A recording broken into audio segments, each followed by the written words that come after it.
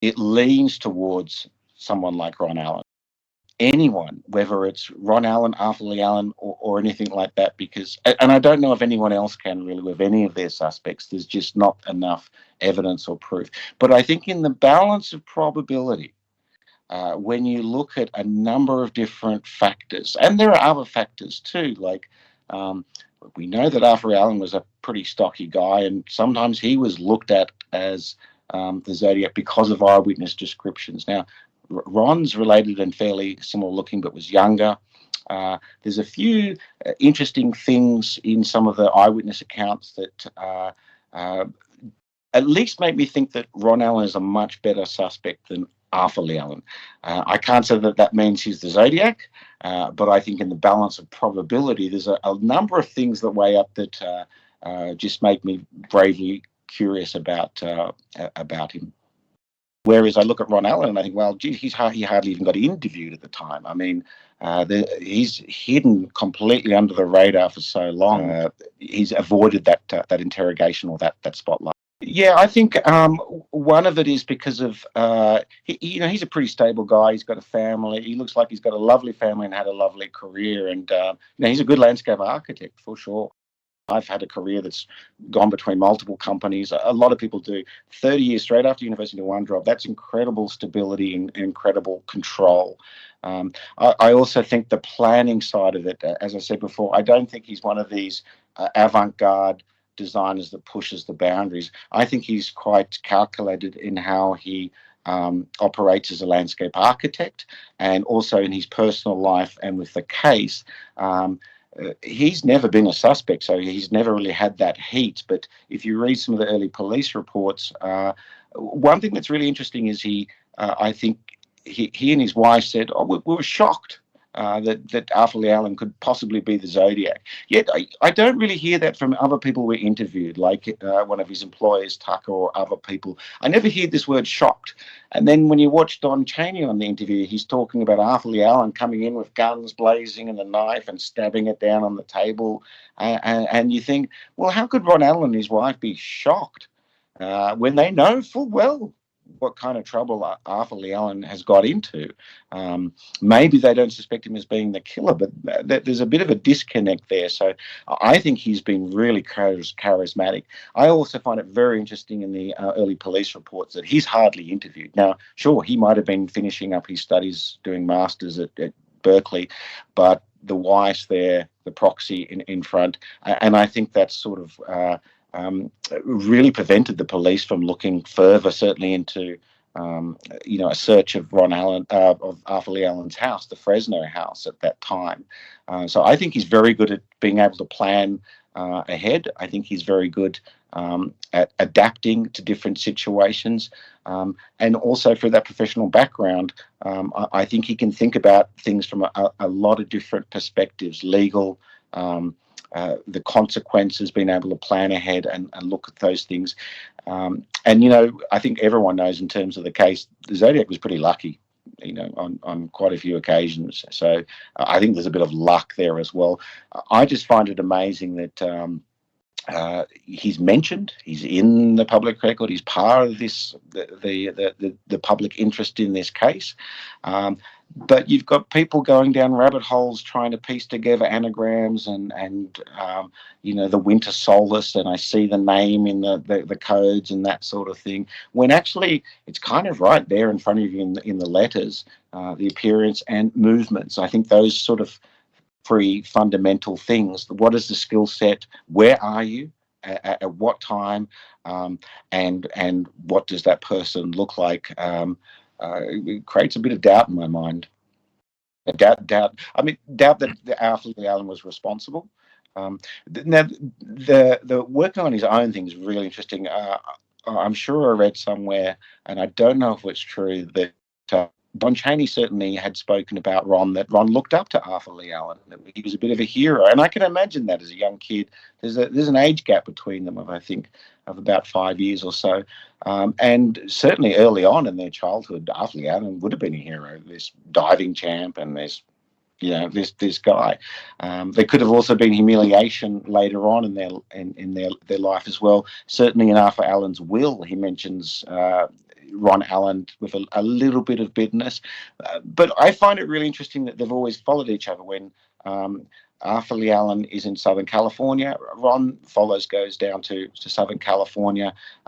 When they're back in Vallejo, they're together for a while, and then ultimately later on in life, when they're both settling down to agree, they're in Santa Rosa. So they're never that far from each other. So I think there's a really close bond, and who knows what kind of things they've talked about. But I suspect, and this is just pure speculation, that if Arthur Lee Allen was impressed by The Most Dangerous Game, the book, I can imagine that Ron Allen would be too, but particularly as a sort of an open-minded young kid who's looking up to the older peers, and especially when you start throwing Don Chaney into the picture, that you've got these older peers that you'd be influenced by. There's all these literature that's around the house. There's those influences that would be in the house growing up. So in a lot of ways, the circumstantial evidence that stacks up for Arthur Lee Allen could be applied to Ron Allen as well.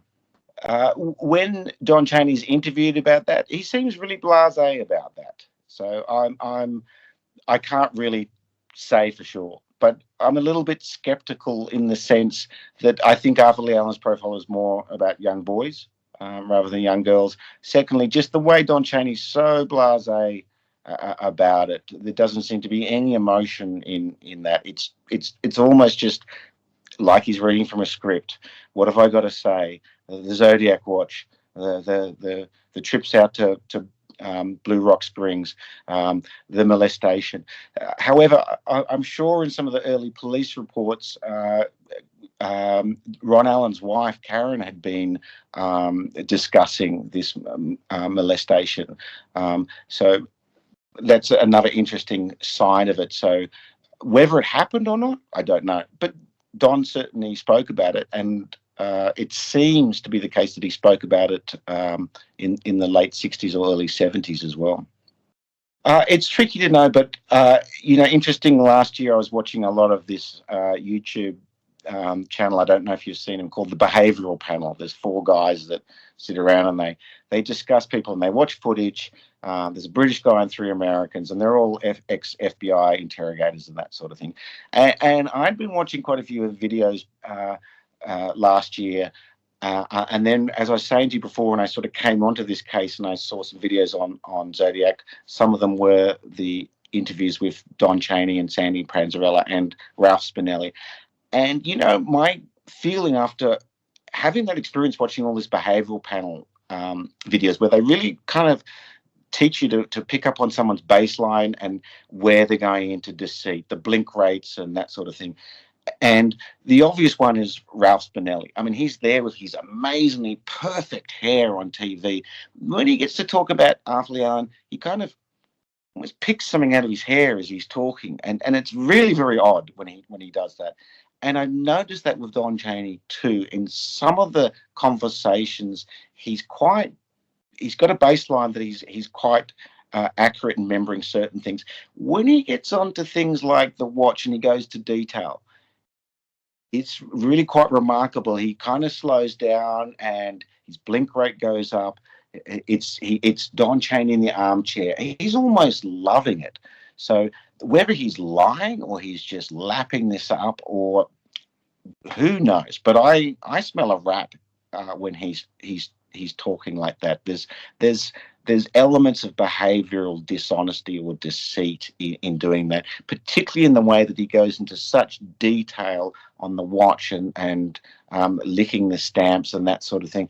But then when he gets asked other questions, this is maybe more in the Tom Voigt interviews, but he gets asked other questions, he's like, I can't recall. I don't know.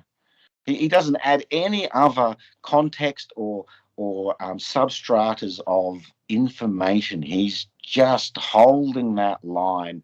And, Arthur Lee Allen said that he didn't say those things. And he could be telling the truth. There's some real weirdness with that. I think there's huge problems when you start telling people, and you can see this all over murder cases and bank robberies. Who do you trust? I mean, that's just super high risk. Now, it's possible that Don Chaney knew more than he lets on, which is exactly what George Barat told. Interesting fact, George Barat was in the same year as Ron Allen, 1957. So there's a little sort of tidbit. So the problem with a group is, one, the evidence doesn't bear it out. There's only one shoe prints. All the witnesses said there's one killer. And I think when you look at the crimes and you look at the whole Zodiac persona, it's a very self-gratification sort of thing.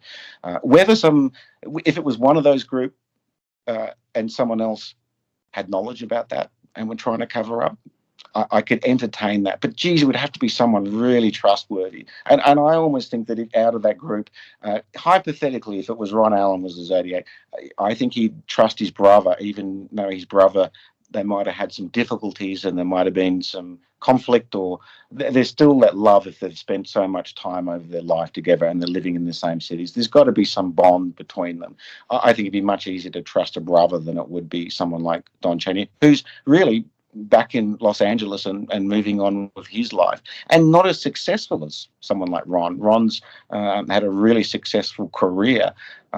So I'm really curious to know, what was the falling out between all of them? Was it this molestation, or was it something a little bit more deeper?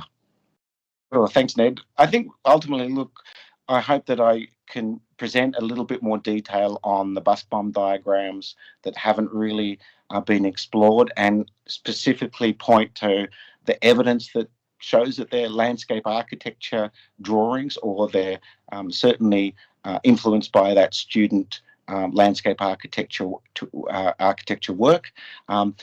Also just providing a different viewpoint on the letters, and trying to move away from what we've seen before, which is I like killing people and slaves in paradise, and looking for all these rabbit holes and connections that just aren't there. But when you go and read the letters, just kind of look at the irony of how those letters are drawn from a kind of municipal perspective. There's something about them that's reads like a planning document in that.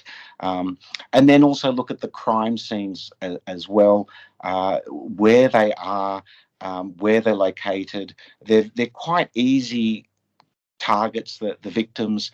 There's a lot of talk about parks and this geography. If you go a mile east to the park, I went to the park, the police could have caught me, I disappeared into the park. I believe there's a connection on a broader level between landscape architecture. So, if you look at these diagrams, anyone can go and type into Google landscape architecture, hand-drawn sections, and you'll see the difference. Go and learn about civil engineering and understand the difference between civil engineering, mechanical engineering, structural engineering, and landscape architecture and planning, what that means. And maybe some viewers out there might get interested in becoming a landscape architect, and you can go and design beautiful environments and infrastructure for the community.